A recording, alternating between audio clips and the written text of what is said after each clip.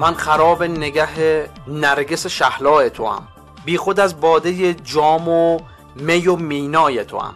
تو به تحریک فلک فتنه دوران منی، من به تصدیق نظر محو تماشای توام.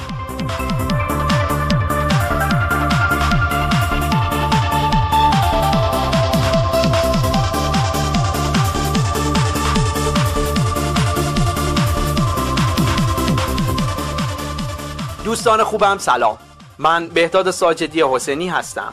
امروز یکی از روزهای زیبای زندگی ماست، روزی روشن لبریز از عشق و شادمانی. امروز هر اتفاق میفته تو به دنبال فرصت خوب اون رویداد باش. اجازه نده انرژی های غیر مثبت سطح ارتعاشی ذهنتو تغییر بده. توی هر اتفاقی که در روز برات میفته فقط یک سوال از خودت بپرس: فرصت بالقوه این اتفاق برای من چیه؟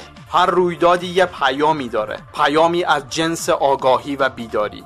اگه رخدادها ناخوب بود، اینو بدون که خداوند موارد بهتری رو برات کنار گذاشته. ترس در هر لحظه در کمینه. وقتی ترسیدی دقیقاً داری از منبع دور میشی. یادت باشه ترس نقطه مقابل ایمانه. مشخصه انسانهای ترسو بی اقدامیه. در رویارویی با مشکلات ترس رو کنار بذار، به منبع جهان هستی اعتماد کن. اگر میخوای شاد باشی همین الان یه هدفی رو تعیین کن و تمام ارتعاشات مثبت درونت رو به سمت کائنات ارسال کن.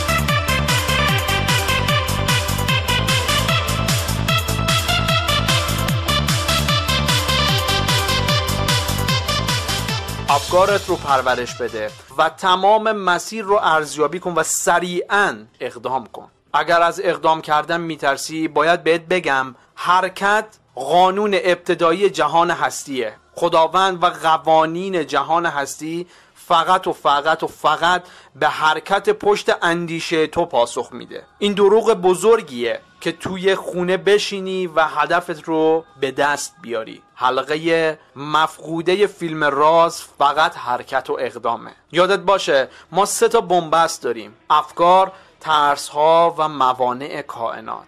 میخوام در موردش کمی فکر کنی. همشون تو دنیای درون توه و در دنیای بیرون هیچ چیزی وجود خارجی نداره.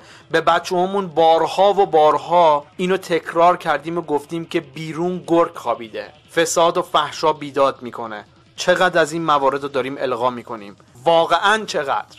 دست برداریم از گسترش بعضی افکار ترسگونه، از پرورش یک سری افکاری که هیچ کمکی به ما نمیکنن. تا دنیای درونتو درست نکنی هیچ دنیای بیرون دلخواهی وجود نداره. اینو من بهت میگم چون بهش ایمان دارم. دست برداریم از تفکرات صرف مثبت اندیشی. جذب داخل اقدام نهفته هستش. ما میتونیم خیلی راحت خیال بافی کنیم و یه سری از افکارهای زنجیره‌ای غیر مثبت رو به وجود بیاریم و خیلی نقشه‌های خیلی خوب بکشیم، اما دریغ از یک نتیجه. دوست من، اما به راستی این موارد به ما کمکی نمیکنه. تو باید دائم الشکر باشی، تو باید دائم المثبت باشی، تو باید دائم الاقدام باشی. هیچ کسی رو نمیشناسم تو جهان هستی که فقط با تفکر صرف به چیزی رسیده باشه، مگر اینکه مسیر بدون مقاومت رو پیدا کرده باشه. میدونی مسیر بدون مقاومت چیه؟ اون مسیریه که تو باید بهش برسی، مسیری که داخلش اقدامات مؤثر مفید نهفته، مسیریه که داخلش عشق جریان داره. وقتی آرزو میکنی همون لحظه اون رو رها کن. اگه آرزو رو توی ذهنت نگه داری، در دنیای درونت بهش وابسته میشی، اسیرش میشی و اون وقته که تو برای آرزو باید مثل 70% مردم جامعه باید بدوی. این مسیر بدون مقاومت نیست. بدون مقاومت یعنی رهاسازی و تجربه آرامش و شادی در لحظه حال. هیچ چیزی نباید تو رو از دنیای بیرون کنترل و ناراحت کنه. هیچ چیزی. هر روز باید تغییراتی از درون ایجاد کنی. با مطالعه در هر هفته، با عوض کردن اخلاقیات غیر مثبت گذشته، با رفتارهای مناسب روزانه با مردم، با صداقت صحبت کردن و هر جو خودتو به هستی عرضه کنی، جهان همونجوری باید برخورد میکنه. یه تصمیم بگیر، فقط یک تصمیم، که برای همیشه از همین حالا مثل دیروز نباشی، مثل دیروز برخورد نکنی، مثل دیروز تجارب قدیم رو نداشته باشی. میدونم که میتونی این کار رو انجام بدی. به خداوند ایمان داشته باش و اقدام کن. خیلی خوشحالم که فایل انگیزشی شماره 1 سایت مدرسه آرزوها رو شنیدی. امیدوارم موفقتر از همیشه گام‌های کوچیک اما محکمت رو برداری و منتظر نتایج خوبت در سایت مدرسه آرزوها هستم. به امید روزهای بدون دیروز. بدرود.